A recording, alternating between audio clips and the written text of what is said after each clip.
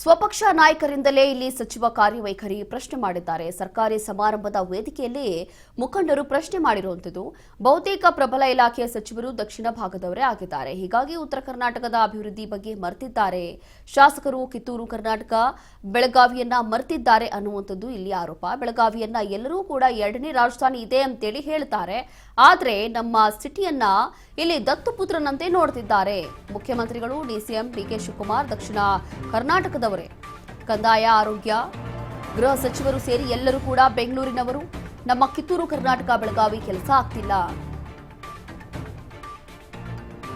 ವಾಯವ್ಯ ಸಾರಿಗೆ ಸಂಸ್ಥೆ ಸಂಸ್ಥಾಪನಾ ದಿನಾಚರಣೆ ಕಾರ್ಯಕ್ರಮದಲ್ಲಿ ಆಸಿಫ್ ಸೇಠ್ ಕೊಟ್ಟಿರುವಂತಹ ಹೇಳಿಕೆ ಇದು. ಬೆಳಗಾವಿ ನಗರದ ಕೇಂದ್ರ ಬಸ್ ನಿಲ್ದಾಣದಲ್ಲಿ ನಡೀತಾ ಇರುವಂತಹ ಕಾರ್ಯಕ್ರಮ ಇದು. ಈ ಒಂದು ಕಾರ್ಯಕ್ರಮದಲ್ಲಿ ಸಿಎಂ ಹಾಗೂ ಡಿಸಿಎಂ ಅವರೇ ನಮ್ಮ ಜಿಲ್ಲೆಯವರಾಗಿರ್ತಾರೆ. ಆದರೆ ಇಲ್ಲಿ ಯಾವುದೇ ಅಭಿವೃದ್ಧಿ ಆಗ್ತಾ ಇಲ್ಲ. ದತ್ತುಪುತ್ರದ ರೀತಿಯಲ್ಲಿ ವರ್ತಿಸ್ತಾ ಇದ್ದಾರೆ, ಗಮನ ಕೊಡ್ತಾ ಇಲ್ಲ ಅಂತ ಹೇಳಿ ಇದೀಗ ಈ ಒಂದು ಕಾರ್ಯಕ್ರಮದಲ್ಲಿ ವೇದಿಕೆ ಮೇಲೆ ಕೊಟ್ಟಿರುವಂತಹ ಹೇಳಿಕೆ. ಕಂದಾಯ, ಆರೋಗ್ಯ, ಗೃಹ ಸಚಿವರು ಸೇರಿ ಎಲ್ಲರೂ ಕೂಡ ಬೆಂಗಳೂರವರು, ಇನ್ನುಳಿದಂತ ನಾಯಕರು ನಮ್ಮ ರಾಜ್ಯದವರೇ ಅಂತ ಹೇಳಿ ಆರೋಪ ಮಾಡ್ತಿದ್ದಾರೆ. ಅಲ್ಲಿಂದು ಎನರ್ಜಿ ಸಚಿವರು, ಅಲ್ಲಿಂದು ನಮ್ಮ ಕಡೆ ಅವ್ರದ್ದು ವಿಚಾರ ಸ್ವಲ್ಪ ಸಚಿವರು ಇದೆ. ಬಹಳಷ್ಟು ಸಚಿವರದು ವಿಚಾರ ನಮ್ಮ ಕಿತ್ತೂರು ಕರ್ನಾಟಕ ಬಗ್ಗೆ, ನಮ್ಮ ಬೆಳಗಾಂ ಬಗ್ಗೆ ಇಲ್ಲ. ನಾವು ವಿನಂತಿ ಮಾಡ್ತೇವೆ, ಯಾವಾಗ ನೀವು ಸೆಕೆಂಡ್ ರಾಜಧಾನಿ ಅಂತ ಹೇಳ್ತೀವಿ, ನಾವು ಟ್ರೀಟ್ ಮಾಡಿ, ನಮ್ದೇನು ಸೌಲಭ್ಯ, ನಮ್ದೇನು ಹಕ್ಕಿದೆ ನಮ್ಗೆ ಕೊಡಿ. ಇಲ್ಲಂದ್ರೆ ಮುಂದಿನ ಕಾಲದಲ್ಲೇ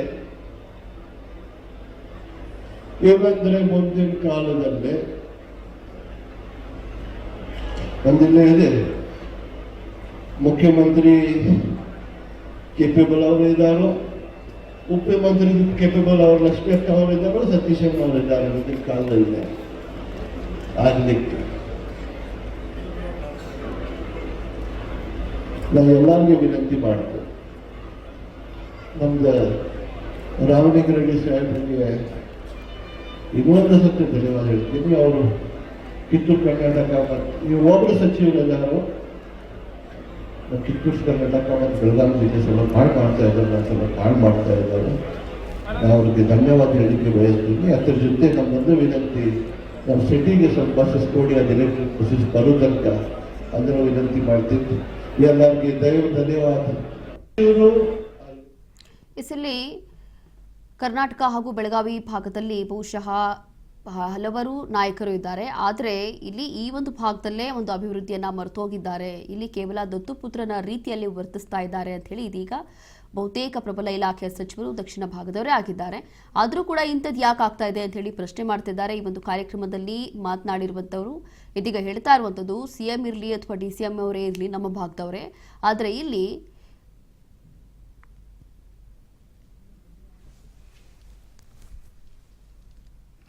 ಇದೇ ವಿಚಾರಕ್ಕೆ ಸಂಬಂಧಪಟ್ಟಂತೆ ಲಕ್ಷ್ಮೀ ಹೆಬ್ಬಾಳ್ಕರ್ ಕೂಡ ಮಾತನಾಡಿದ್ದಾರೆ. ಏನ್ ಹೇಳಿದ್ದಾರೆ ಬನ್ನಿ ನೋಡೋಣ. ಬದಲಾವಣೆ ಮಾಡಲಿಕ್ಕೆ ಹೋರಾಟದಲ್ಲಿ ಮೊಸಳೆ ಕಣ್ಣೀರನ್ನ ಸುರಿಸ್ತಾ ಇದ್ದಾರೆ.